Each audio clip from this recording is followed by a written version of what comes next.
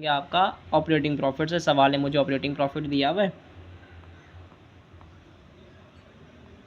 या profit from operations भी आप लिख सकते हैं। अब मुझे कितना दिया हुआ है,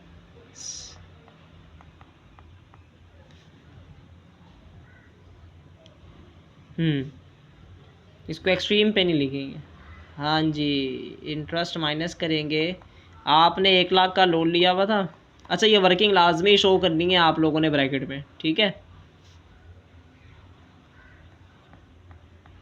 हाँ, 6,000 आपके इधर आ गए। आपने 78,000 में से 6,000 माइनस किया बेटा, तो आपके पास कितना आ जाएगा, 72,000। ये हो गया आपका नेट प्रॉफिट।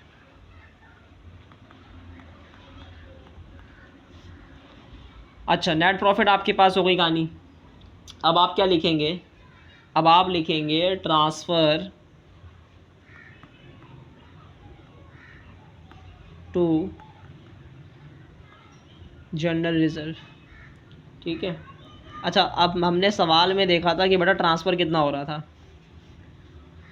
कितने ट्रांसफ़र हुए थे, 25,000।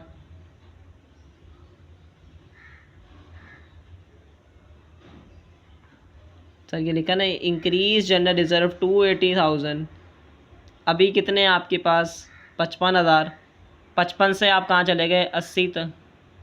हाँ, तो कितने ट्रांसफ़र किए होंगे आपने, 25,000। तो मैं 25,000 यहाँ पे लिख देता हूँ जनरल रिजर्व। नहीं, बीच में लिख दें 25,000 लिख दिए। अब जब मैंने ये डिविडेंड आएंगे, पहले मैं हेडिंग लगा देता हूँ इंटायरम डिविडेंड की। हाँ, हेडिंग लगा के लिख देंगे, अलग करके लिखिए, मसला नहीं है। इंटायरम डिविडेंड किसका, पहले ऑर्डिनरी शेयर्स वालों को दे देते हैं। Interim dividend to ordinary share holders and preference share holders.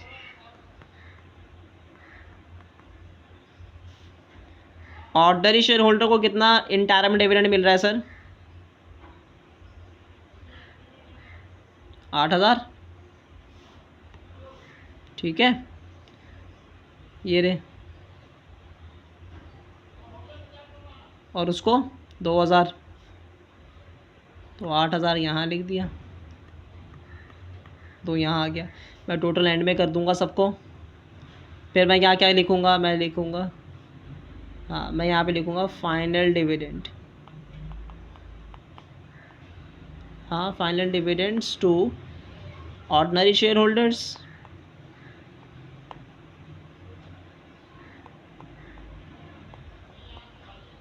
और प्रेफरेंस शेयर होल्डर्स।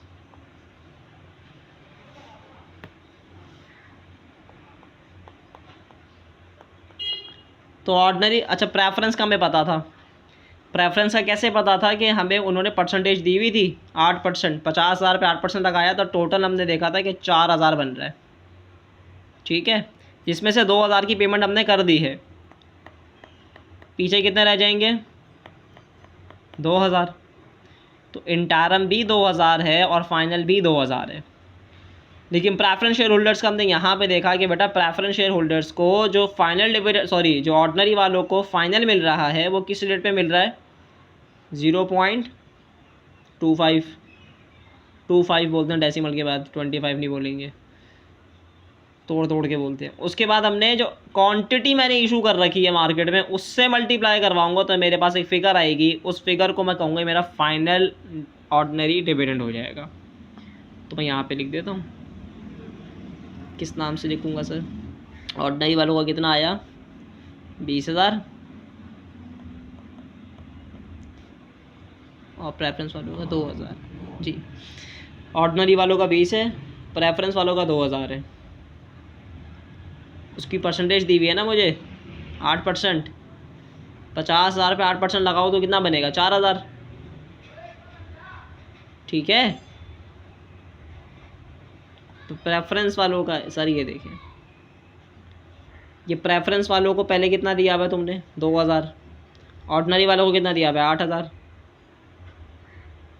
तो मैंने प्रेफरेंस वालों को, समझ गए? हाँ, अब आप टोटल करेंगे इसका तो आपके पास फिगर कितनी आ जाएगी, 10,000 ये 10 30 32 32 और 25 57,000 57,000 आ जाएगा। ये सारा पैसा बिजनेस से जा रहा है, तो आप क्या करेंगे, इसको माइनस, और आपको पता अकाउंटिंग में जब माइनस करते हैं तो इसको ब्रैकेट में लिखते हैं। अब 72 में से आप निकाल दें 57 तो कितने रह जाएंगे 15,000। ये 15,000 को आप नाम देंगे रिटेन प्रॉफिट। नेट प्रॉफिट तो ये रहा तुम्हारे पास, बचा हुआ प्रॉफिट ये रहा सबसे ऊपर। नहीं नहीं नहीं नहीं नहीं, ये आ गया बेटा आपका रिटेन प्रॉफिट, बचा हुआ प्रॉफिट है ना ये। नहीं वो जी जी जी जी बिल्कुल, वो अनइनकॉर्पोरेटेड बिजनेस है इसलिए। अच्छा, ये रिटेन प्रॉफिट हो गया। अब इसमें आप एक चीज़ ऐड करवाएंगे। क्या ऐड करवाएंगे, रिटेन्ड प्रॉफिट बैलेंस बीडी। पिछले साल का बैलेंस बीडी आपको रिटेन प्रॉफिट का दिया हुआ है। सर कहाँ दिया हुआ है, ये दिया हुआ जनरल रिजर्व के नीचे 35,000 ये पिछले साल का है। तो अब मैं क्या करूँगा, इसको यहाँ पे ऐड करवा दूँगा। 15,000 के अंदर 7,000 ऐड करवाऊँगा, मेरे पास कितना आ जाएगा, सॉरी 7,000 नहीं है 35,000 है, सॉरी।